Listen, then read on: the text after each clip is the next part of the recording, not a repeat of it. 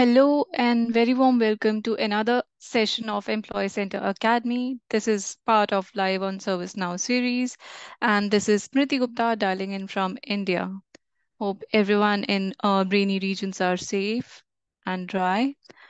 So Employee Center Academy is a series of monthly events where the product team and engineering team welcome you all for a featured deep dive and provide technical guidance on particular sessions.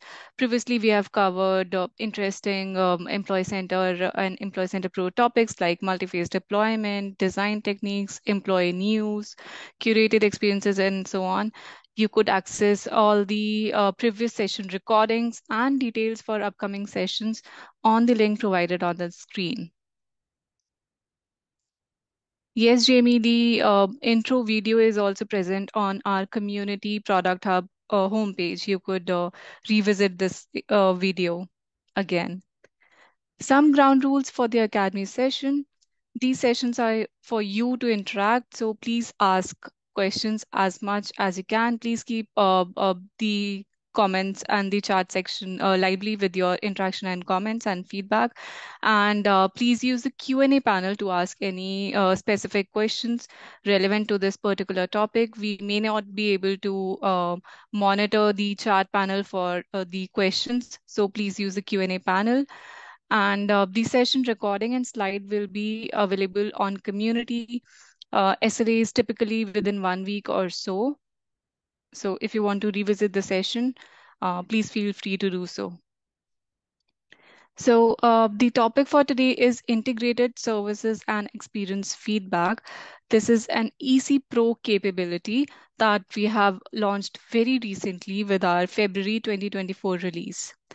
And as I've already introduced myself, my name is Smriti Gupta. I'm Outbound Product Manager with Unified Employee Experience Team.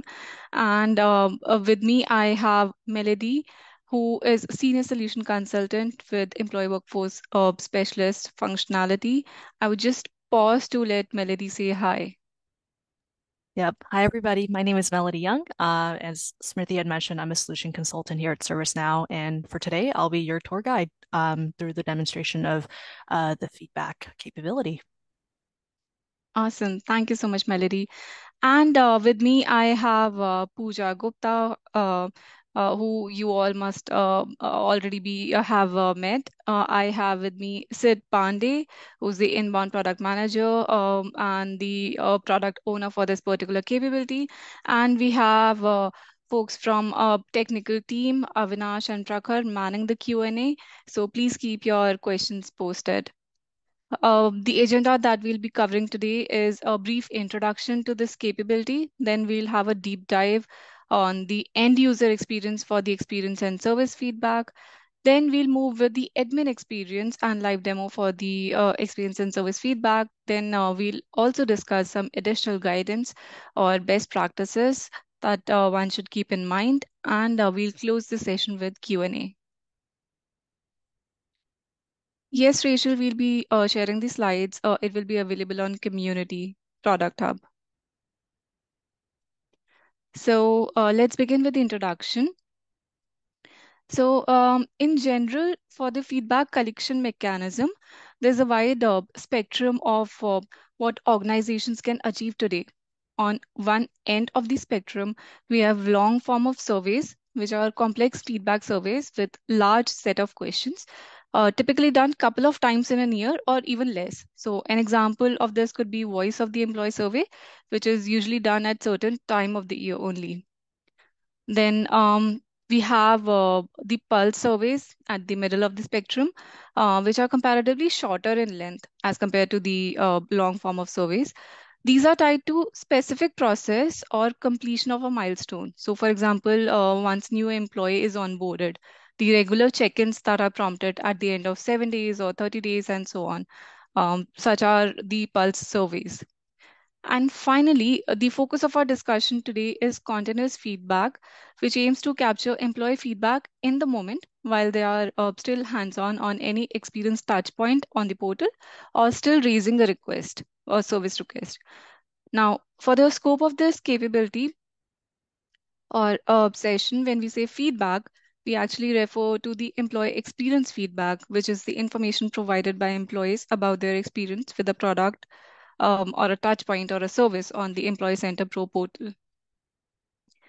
Amisha, I can see you have raised your hand. If you have a question, could you please post it on our Q&A panel, please? Thank you so much. Now, let's talk a bit more about the concept of continuous feedback. It is an always on feedback mechanism that can capture the employee feedback as they are experiencing the portal touchpoints or service workflows in the moment without breaking their flow of work. So, let's say if I'm looking for some resource on the topic page and I'm unable to find it, I should be able to provide on the spot feedback, or if I'm facing some challenges in requesting a catalog item, I should be able to share my thoughts as soon as I finish raising that request without being redirected to a separate space or a separate URL. Then the yearly feedbacks may fail to capture the real-time picture of the end user experience, since the recency effect comes into play with such short frequency. The portal admin may want to capture the aha moments or the wow moments as soon as it happens. If I've got a good feedback from a user, I should be able to capture that easily in the system itself. Now, these once in a while feedback surveys that usually happen once in a year or very rarely, they often struggle with low participation rates. So portal admins keep on sending nudges or reminders to fill out the survey forms. However, continuous feedback ensures that users are nudged to provide their feedback as close to the experience touchpoint as possible, thereby increasing the overall participation. Now, the third point to highlight here is that most organizations often struggle to quantify the value that they have been realizing with their employee center portal deployment. There are no clear metrics that the leadership can chase to understand if their deployment is actually working well or not. So essentially, these consolidated feedback reports and dashboards, they provide metrics which the organizations can track and work on for better decision making related to the portal. Now, what are all the use cases where continuous feedback could be leveraged? Portal admins could capture feedback on, let's say, they've deployed a new feature like a news capability. They could see feedback in such cases as they could nudge users to provide feedback on specific portal pages like homepage or even a service workflow like raising an IT request and so on. And with continuous feedback, organizations could essentially improve their experience and find ways to unlock employee productivity and satisfaction.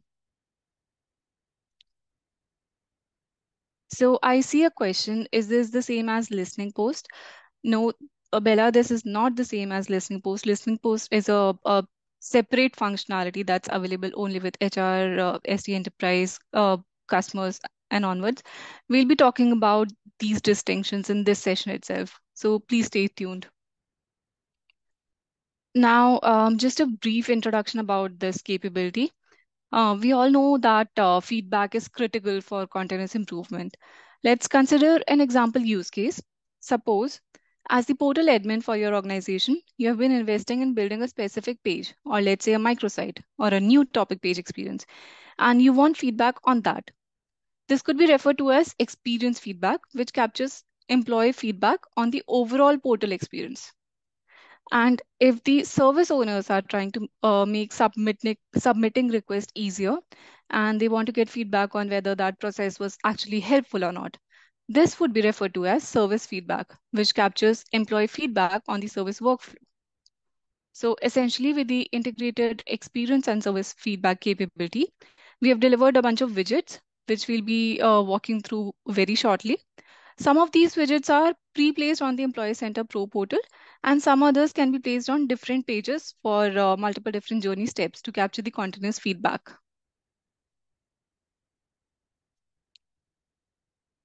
Let's move on to the end user experience or the front end experience for the experience feedback. So there are two main widgets to highlight for the experience feedback. First is the drawer widget, and then we have the in-page widget. Now, the drawer widget that you can see in the screenshot with the give feedback nomenclature, it's a configurable widget that captures generic user feedback across all portal pages. And clicking on the drawer widget will open up a modal window with the pre-configured feedback questions such as I like something, I don't like something, and I have a suggestion. The drawer widget captures the feedback comments of the users. And to capture the additional context around the feedback, it records the page URL parameters along with the feedback comments as well. The second widget is the in-page widget, which the admins can place within specific portal pages to capture feedback specific to that page. The in-page widget can capture feedback rating along with feedback comments. So the rating can be configured as a 5-point numeric scale or a 3-point emoji scale or a 2-point thumbs up and thumbs down scale. We've also added admin configurations to make the drawer widget not available for certain pages because there might have been some other way of capturing feedback on that page, like an in-page feedback widget. For example, in the bottom screenshot, we can see that we have added an in-page feedback widget on the home screen to capture feedback on the newly redesigned homepage. Or another example could be if content authors might want to capture employee feedback on a newly designed microsite. So they can add an in-page feedback widget on that page and retire the drawer widget from that page to avoid feedback fatigue. So all of those configurations are available. And then the admin as well as the user can anonymize the feedback responses. So the admin can either configure all the responses to be captured anonymously by default or configure it to be defined by the user opt-in, where the end user can decide if they want to submit their response anonymously or not. And the good thing about all of this is that feedback being received, it's not just limited to one particular table or it's not just sitting inside one particular table, but it will be populated on the experience feedback dashboards, which can be used to analyze the feedback.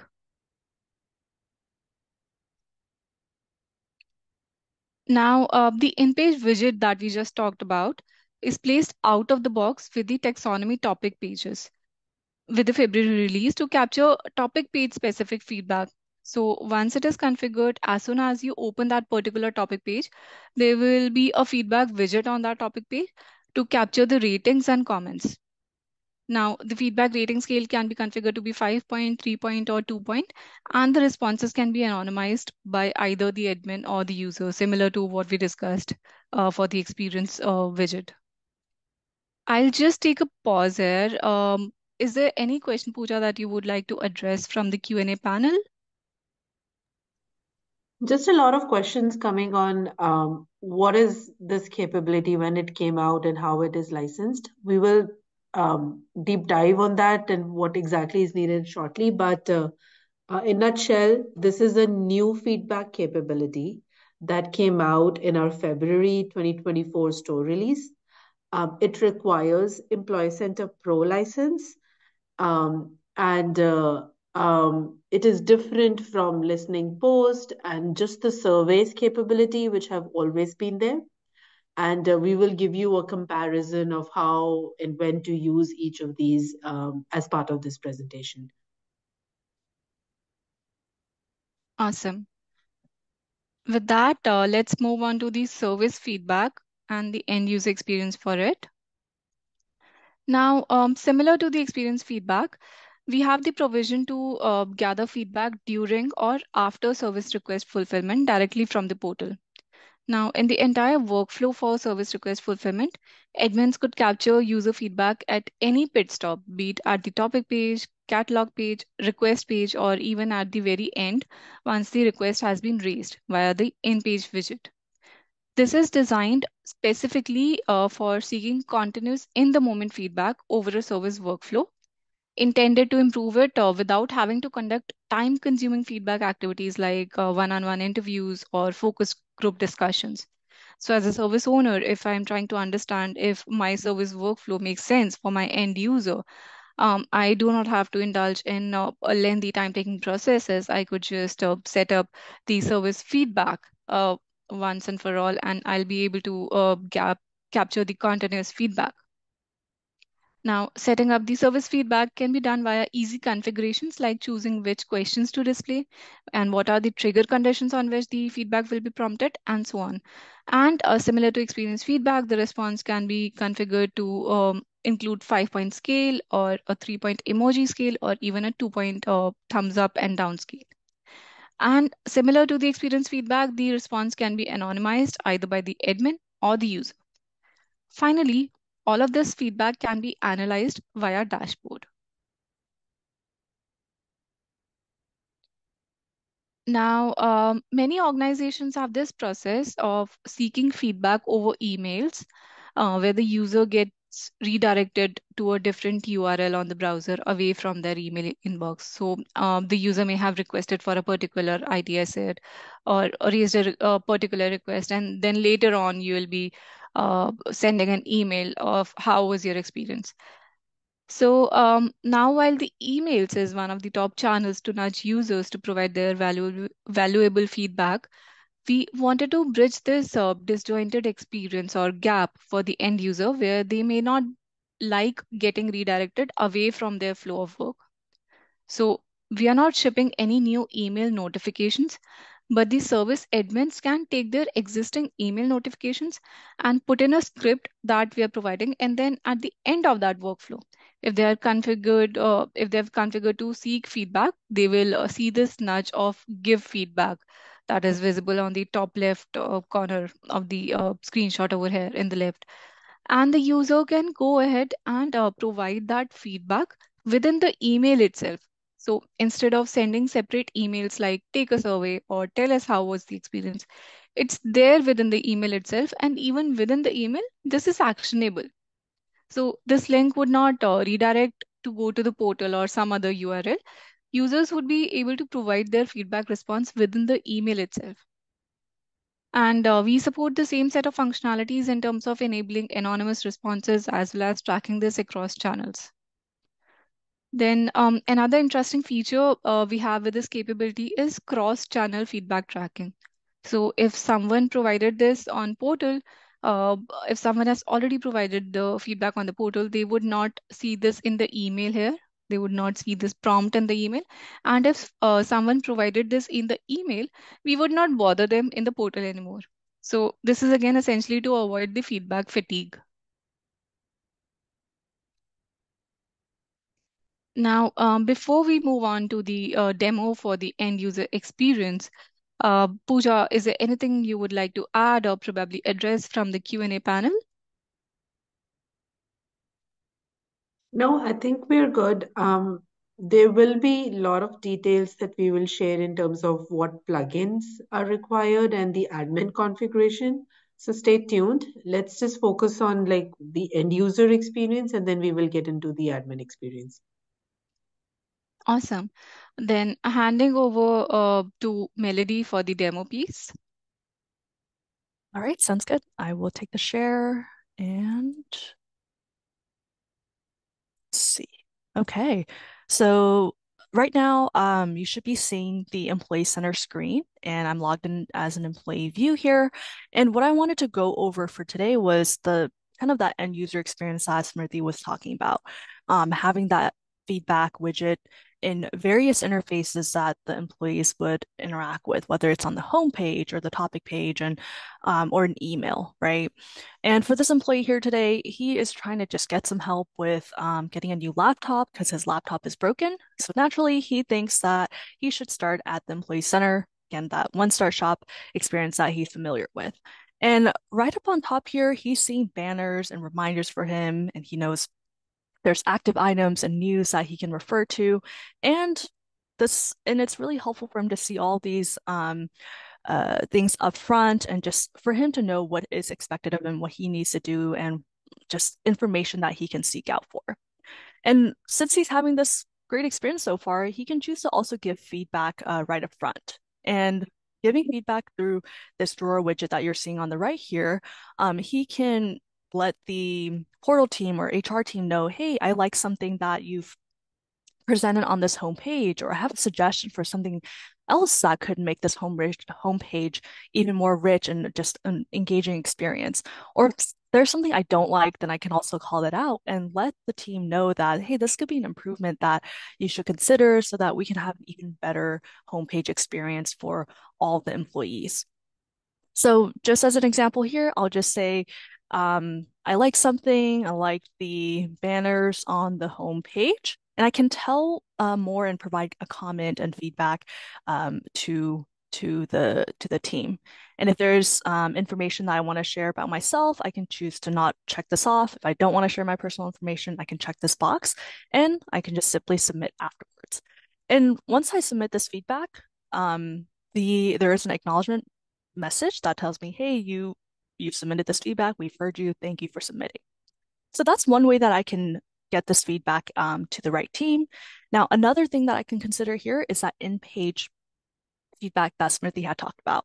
Now, the in-page widget can be placed anywhere on the page. So for the purpose of this demo, I have placed it on the bottom here. And the reason why I did that was because, one, I already have this drawer widget on the right, and maybe I don't want people to have redundant feedback right up on top, right? It might be a little bit burdensome or might give them that fatigue. So we can place it on the bottom and kind of have just one feedback widget up on top.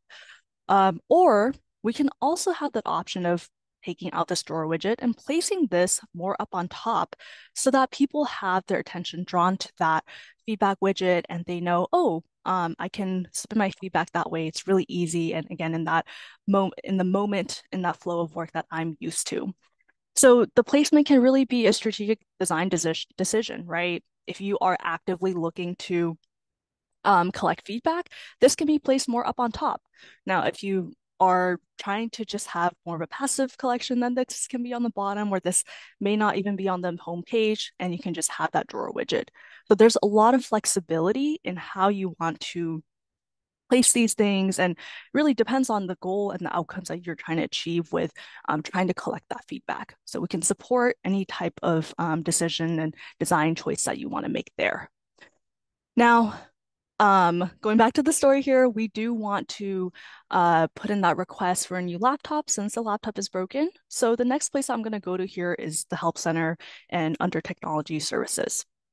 So once I browse on Technology Services, I see another widget that asks, oh, give feedback. Did I find what I need on this topic page here? And luckily, I was actually able to find the laptop that I need, so I can just give it a quick thumbs up and submit that and give my feedback just on the spot that way. So after I do this, I can also click on the request, look through this requirement, the capabilities and the specs here, make sure it's everything that I need, and click Order Now, and I can check out from there. And that process is pretty straightforward, pretty easy. And I also have another feedback that I get asked here. And this feedback is that service feedback that Smriti had talked about earlier. And for the service feedback, this is asking me, what has been my experience like so far? Anything that I want to change? Was I able to easily and quickly, submit that request and get what I need? And I can give it a big happy face, provide any comments if I want to, and submit that way. Now, once I've submitted this on the portal view. Once I go onto my email, I won't have this feedback come up again for me, right? And that's to ensure that there's not that fatigue that's happening. We're only asking employees once, and we don't want to burden them some more with asking them the same set of questions, right? Nobody likes that. So we want to make sure that we're thoughtful and mindful of how often we're asking these things and getting that feedback from them. So far we've seen the drawer widget, we've seen the topic page, we've also just seen that request view as well and getting the service feedback from the employees. The last thing that I'm going to show you here is the email view. And email is another common channel that employees engage with. So we want to make sure that we can extend the feedback out to that channel of their choice and ensure that we can still increase our participation with the feedback. So earlier, I just submitted a request and I was able to get this information on the request, acknowledgement that the request is received. You'll notice earlier there was a quick give feedback that was showing up and now it's gone. And that's because I submitted that feedback earlier on the portal. System recognizes that, so it's not going to ask me the same question again. Now, I may have forgotten to add feedback and provide that for my other requests. So I can kind of look through these again and give feedback if, I've closed out this request, if I want to actually share something, if something wasn't as optimal as I would have liked it to be, or it was a stellar experience. So now I can go back to that request, give that feedback, and submit it.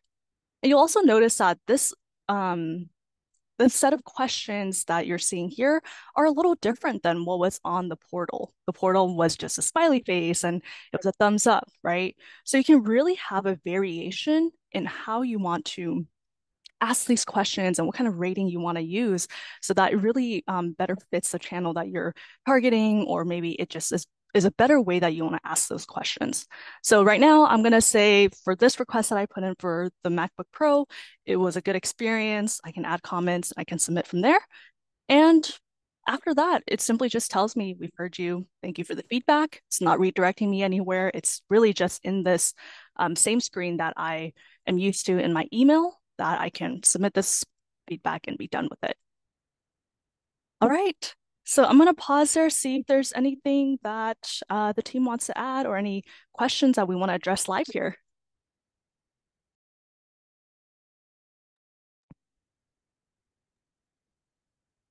I No, we're think, good.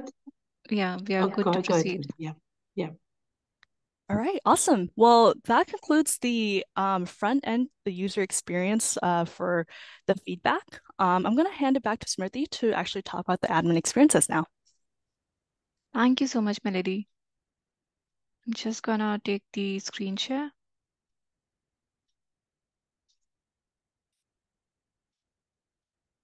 So, all good with the screen share? Yep. Okay, awesome. Let's dive deep into the admin experience for the experience and service feedback. Now, as a portal admin, there are 4 easy steps that you can follow to configure feedback functionality within your instance. The first one is obviously upgrading to the February store release that Pooja was mentioning about. And the EC Pro plugin required is version 30.0.4. And if you're keen to implement the feedback via email notifications for service workflows that Melody has just demoed, you would need to install Outlook Actionable Messages plugin version 4.1.5. Then the second step is one-time global feedback configurations, such as the anonymity opt-in, or the privacy information, or success messages and drawer placements. These are global configurations since they remain constant for all kinds of feedbacks across channels. So once I've set up a success message, I'll see this same success message on the experience drawer widget and on the in-page feedback widget on the service workflows, emails, and everywhere else. Now, before I move on to the third step, I wanted to highlight that there are 3 different feedback widgets that we have shipped with the February release. The experience feedback drawer widget is the floating drawer that captures portal experience feedback across all portal pages. Then the experience flow widget is the inline widget that captures feedback rating for the experience on that specific page. It can be placed on the topic pages or any other portal pages like the home page or news center.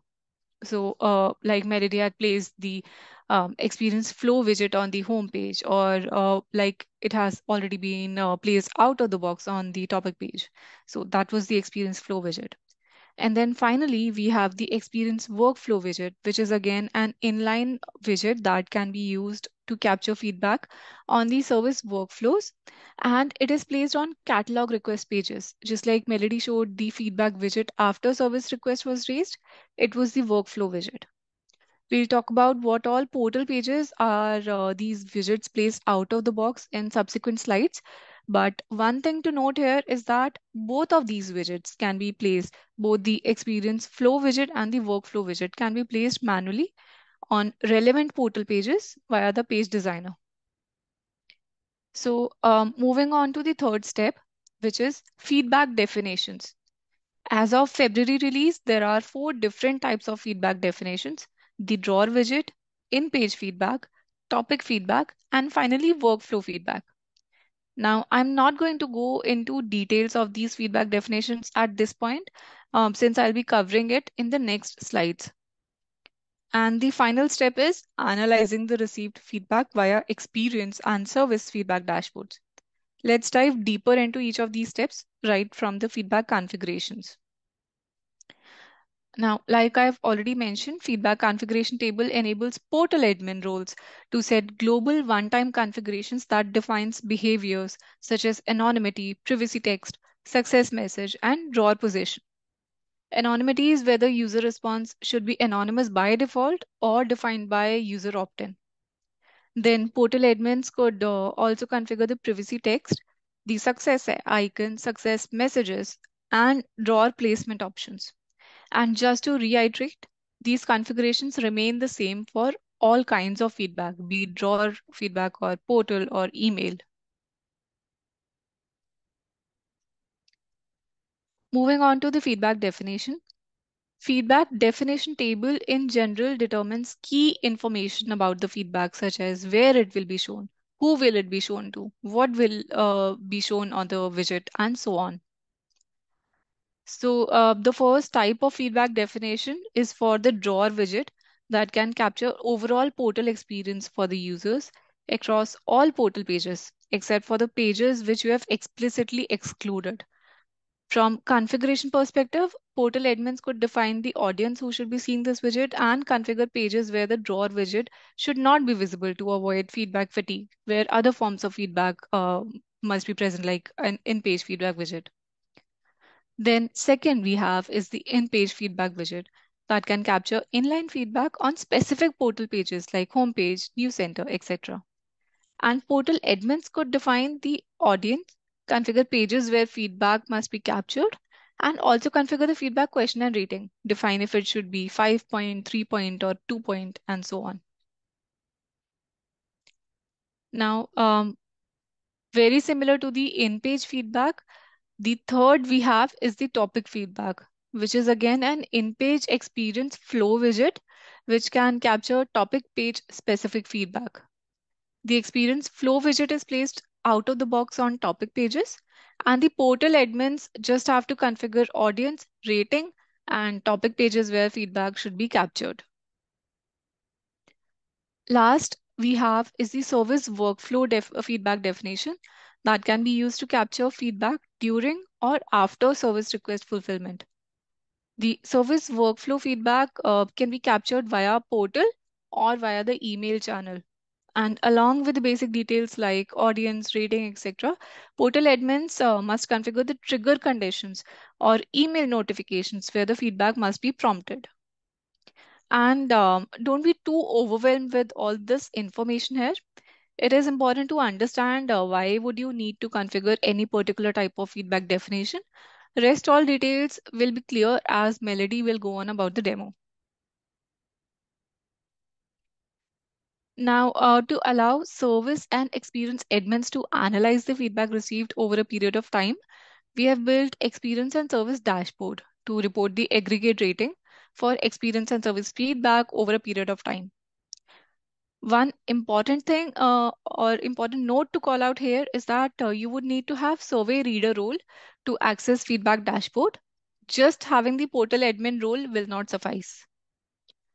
This dashboard could help you analyze the aggregate feedback rating received in last 6 months with a provision to drill down the responses by channels, that is portal or email. Then you could analyze the average feedback ratings for all the different feedback definitions that have been configured. And finally, analytics for the experience drawer widget is also there.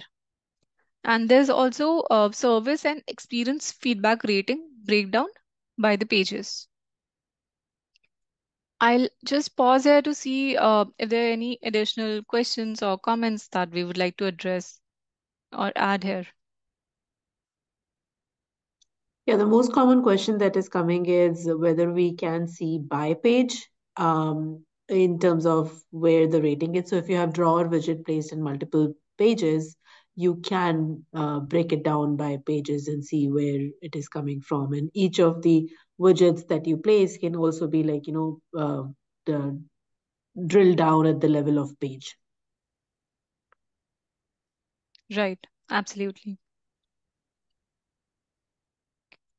So, handing back over to Melody for the demo over the admin experience. All right, sounds good. So for the admin side, I'm going to first start with the dashboard that Smriti had just shown us here and kind of go a little bit bigger picture and then drill down into more of how do we create definitions, how do we do the configurations for the feedback. So with what Smriti showed earlier, this dashboard again is out of the box and it's a great way for you to actually just take advantage of measuring how you're doing and just seeing how effective the feedback and the portal is, right? So some of the metrics and reports that you get to see here are what are the average ratings that we've received so far in the last 6 months? What channels are really driving the feedback and where are people mostly responding back to so that we know where to target and what's a good place to kind of garner these feedback requests and feedback from the employees, as well as just seeing what pages are getting the most responses or what are the ratings and all these different things that just help you understand where you're at today, what are people responding back to, and then how else you can look to improve in the future and create an optimal portal experience, service experience for your employees. So this is just at that big picture level. Now, if we drill in one layer deeper into the actual configuration side of things, I want to first start off with that feedback configuration. And with the feedback configuration, if you remember, this is just that one-time setup for you to start on all of the feedback processes and experience that we got to see, um, and for the feedback configuration, first we want to make sure we tie it to the right portal that we are offering to our employees. And then afterwards, if there's any anonymous response that we want to call out, whether it's users can remain anonymous or they should opt in and provide information, whatever the choice that you want to make here in terms of what data you want to collect, we give you that flexibility here as well. And then the three tabs on the bottom here, talking about privacy and making sure that employees are aware of what is a company's privacy policy, and then just prompting them to read that text or read that document on privacy, and then giving them more context around what is this document, what are the details that we will capture, won't capture, things like that, just so they have a little bit more information before they select whether they want to opt in or not, etc. Now, the second tab that we're seeing here is for the success message. This is just that acknowledgement piece at the end of the feedback, just letting the employee know that, yep, we received it, you're good to go, and thank you for your feedback. And you can add whatever text you like here just to make it a little bit more on brand for you and have the right messaging at the end there. And then lastly, with that drawer option, if you want to have certain placements, certain orientation and text for this drawer, just to make sure that the employees know where that drawer is um, and can click on the right thing there, then you can have different design options here as well to kind of call attention to that drawer option. All right. So this is it on the configuration, pretty straightforward and pretty easy for you to get started with that. Now, the next part I'll get into is that feedback definition, and that's where we'll start adding the different components to figure out where we want to put the widget and which page it's going to be on. Is it going to be a service feedback, etc. Now, for this example, I wanted to actually show uh, the the experience flow widget and kind of the service feedback, right? And more for an HR use case rather than an IT one, because we got to see how it looks on the IT front. And I think there was a question around, can this work for HR? So we'll love to show you guys how this looks. Now, for this feedback definition of record, I am going to call this HR payroll case. This is an example that I'm going to use here. And I can also define what kind of feedback it's going to be, where it's going to live. So is it going to be a drawer one? Is it that in-page one, like the one we got to see on the home page? Will it be a topic page? Will it be a workflow? Meaning after the employee submits an HR case, we'll ask them for feedback after that. and that's the one that I want to choose for today. And I can also select which channel this is going to live on. Is it portal or is it email? For now, I'm going to just start with portal because maybe that's where I'm getting a lot of traction and traffic. So I want people to just start there. And then any questions that I have for the employee, I can ask them, how would you rate your experience? I can add a little bit more here and say, when submitting an HR case. So how would you rate your experience when submitting an HR case? And I have different rating options here if I want to do a 5-point scale, a numeric scale, emojis, or thumbs. But for now, I think I want to do a numeric scale just so I can kind of change it up a little bit and get numbers out of this, right? And then if I want any additional information about this experience, I can also request that from the employee as well. And then lastly, if there's any audience, people that I want to have this feedback widget appear to or not appear to, then I can also further define that as well. For now, I'm just going to keep it as is, and I'm going to submit this feedback definition. And then from there, I need to start defining the trigger conditions. And the trigger conditions are the ones that we're going to check different conditions for to make sure we're showing this to the right people, we're showing it at the right time. So in this trigger condition record, I want to first define what table this, I'm trying to pull information from, or just where this payroll case would live. And the table that I'm going to look to here is an HR payroll case table. And then afterwards, who is actually going to see this information? So I want to define the user field. And I'm going to just define it for a subject person. So this is a person who's actually, submitted this case. So that's the person I want to target to ensure that we have their feedback after they submitted the case. Now, repeat interval, this is essentially saying if I have multiple surveys, then I want to have a minimum period that should pass before another survey gets sent out or the same survey gets resent to the same user. So in this case, I only have one survey, but I don't really want any repeat intervals anyway. So I'm going to just say 0 for that.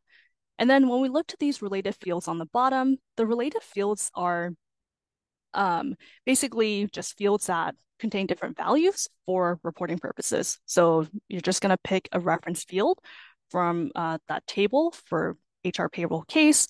And then once a trigger condition would generate that survey or the feedback, then the system would store that value from the triggering record. So for now, I'm not really going to deal with this. I don't think I need that for the purpose of today. So I'm going to leave these as none. And then on the right here, this is the trigger randomly. Now the trigger randomly is just a checkbox that determines when should I send out these feedback requests to the employee, right? If I was to actually check this and it's only going to show up a percentage of the time, it's based on probability percentage. But if I was to clear this and not trigger this randomly, then what it ends up doing is it's going to only send it out every time the conditions are met. So for this one, I'm going to just pick trigger randomly and just ensure that if I have 100% of the conditions that are met, the ones that I've defined, the conditions, then it would trigger the feedback and ask the employee for feedback every time. Okay. And the last thing I'll do here is to define the condition. I'm going to just say, I just want to make sure that this case is active. So I'll have the active is true condition laid out here, and I'll submit this. So after that, the trigger conditions are done, the feedback definition's been created, and all I want to do now is just to make sure that everything works and just show you what it would look like from an HR case standpoint. So on the front end view here, I am just simply picking a direct deposit request, and I'll just say question is changing direct deposit. And then once I submit this, a feedback request should show up on the bottom here under that ticket page, and I can rate the experience that I had. Okay. So hopefully this is helpful so far. Smriti, any other questions before I hand it off to you? I guess Prakhar and Avinash and Pooja are manning it pretty well. There are no open questions to address as of now. Alrighty, sounds good. Well, I will let you close it off for us today then. Awesome.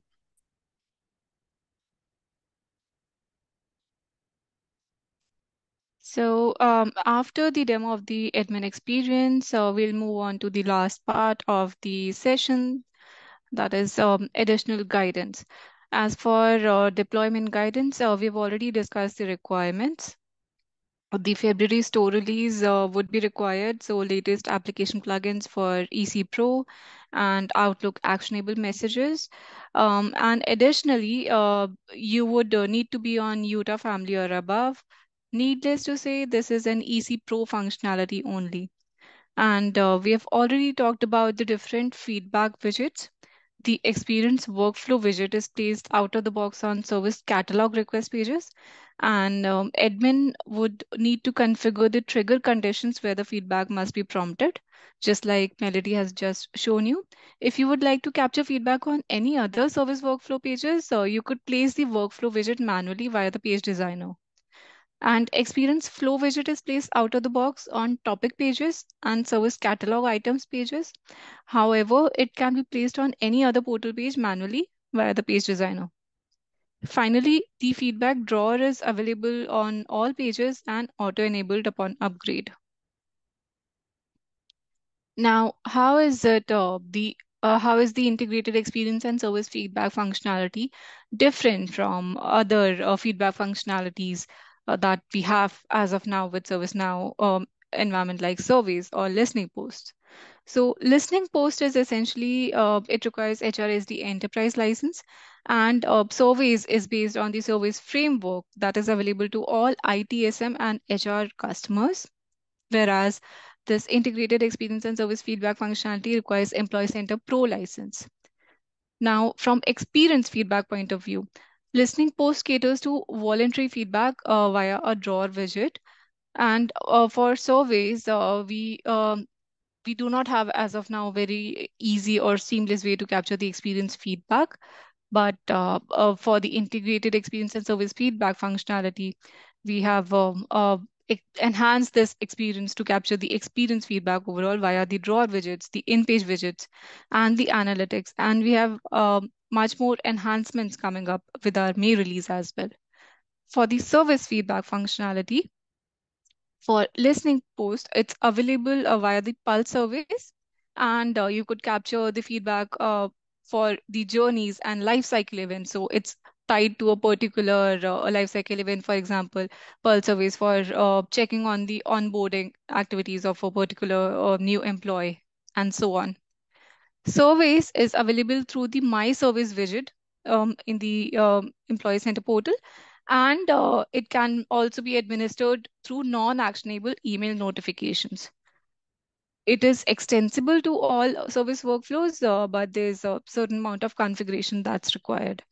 And the service feedback via the capability that we are talking about, the integrated experience and service feedback, it's available through the embedded in-page widgets or actionable emails. And with our May release, we'll also be talking about the popovers. And it's extensible to all service workflows. Pooja or Sid, is there anything that you would like to add on the slide particularly? Um, so one thing that I would add is if you are using listening post today, let's say you're using it for employee journeys or any of your life cycle events, you should continue using those because those are designed for those journey events. And use the integration feedback for any of the service workflows that you are considering to build feedback mechanism for. When it comes to surveys, I would suggest looking deeply into how you are using the surveys. There may be certain use cases where you want to run a really long form survey and want it to be like an annual survey or like, employee voice survey. It might still be okay to use your surveys. We do have an extension coming in May, which Smriti will go through very shortly, which will kind of help you kind of bring the new widgets that we have shipped with this capability and surveys together, because you can just launch a short survey from the widget. Um, so yeah, so think of this as an added capability and how it would work with what you have already built with these other capabilities. Awesome. So I guess with that, we have addressed a lot of incoming questions that we had in the beginning of the session. How is it different from surveys or listening posts? Now, moving on, before we close the session, we wanted to give you some kind of a guideline that you could take back home. So now that you've understood the integrated experience feedback capability, how to configure it, let's discuss how you could operationalize the feedback process within your organization. The first step should be to strategize the feedback process within your organization, which essentially means identifying the key stakeholders who will be owning the feedback capability.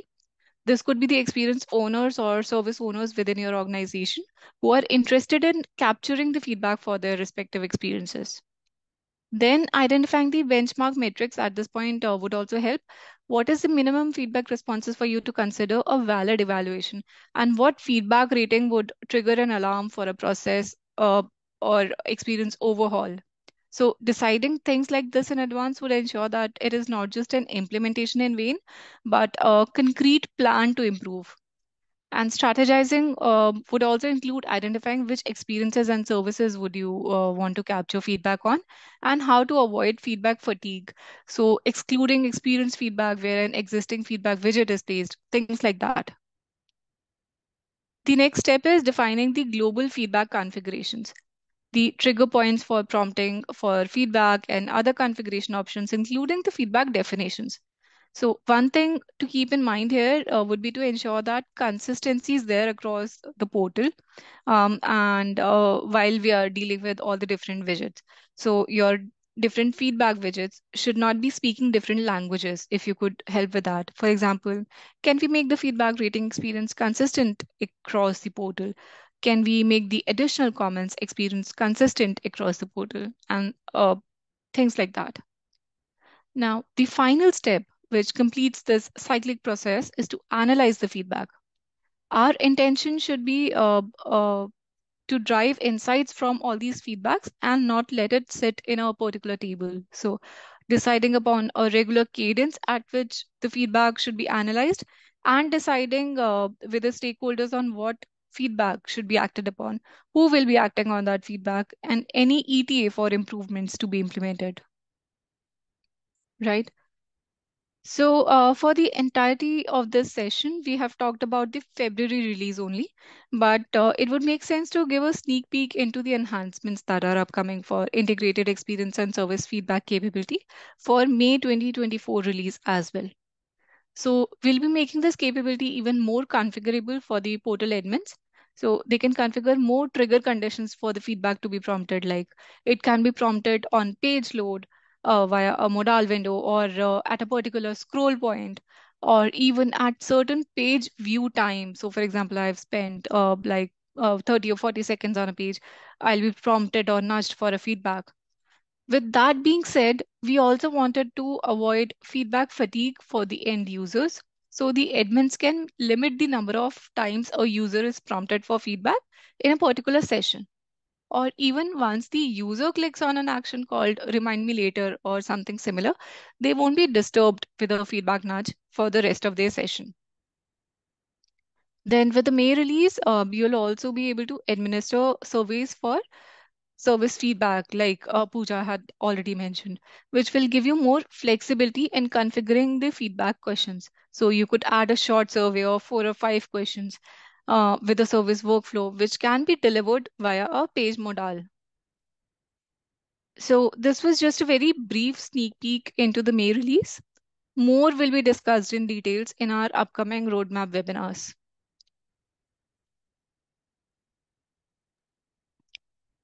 Now, before closing the session, there are just three main key takeaways that I would like to highlight here. First is we have already discussed or identified that integrated experience and service feedback that solves for the need to capture continuous in the moment feedback. Then experience feedback is for capturing the generic feedback across portal touchpoints, and service feedback is for capturing the service workflow specific feedback, right? And we have already discussed the strategize, define, and analyze phases for continuous feedback process within your organizations. I'll just pause here. Are there any questions or thoughts or comments that we would like to address here, Pooja? No, I think we're good. Let's wrap up, and thank you, everyone. Awesome. Just I'll leave on the slide here for any additional resources that you might want to take home. Or you could reach out to us on UEX product events at servicenow.com.